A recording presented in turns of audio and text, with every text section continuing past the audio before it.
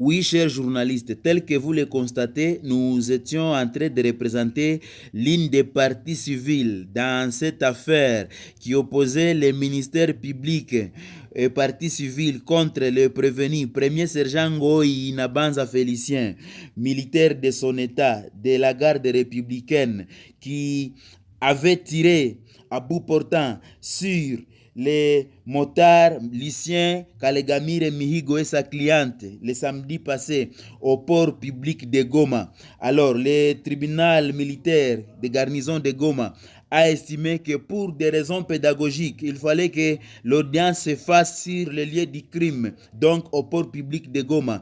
Audience qui vient de se clôturer par la condamnation à mort du prévenu Ngoï Nabanza Félicien pour double meurtre. Il a été aussi condamné à mort pour violation des consignes et condamné à 10 ans de servitude pénale pour dissipation des munitions de guerre.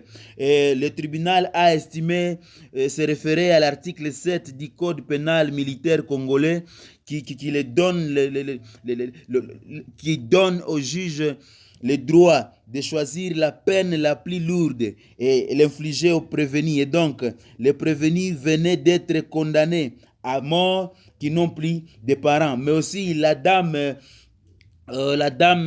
cliente qui était décédée avec les motards lycéens, elle était aussi enceinte, elle laisse aussi des enfants. Il fallait que la partie civile soit indemnisée. Voilà juste ce qui a été le condensé de l'audience que vous venez de suivre.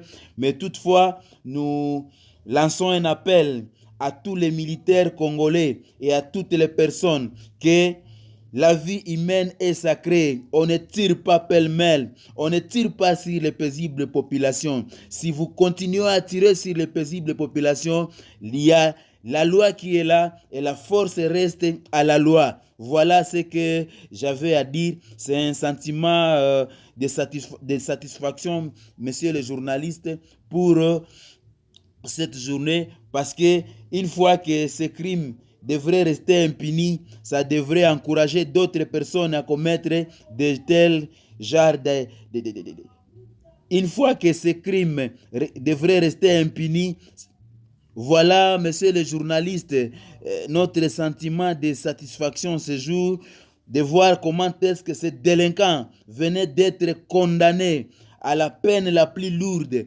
car il a ôté la vie à des paisibles citoyens. Il devrait être aussi condamné à mort. Et c'est un appel que je lance aussi à tous les porteurs d'armes de respecter leur déontologie. On ne tire pas sur la population, on ne tire pas sur les paisibles citoyens.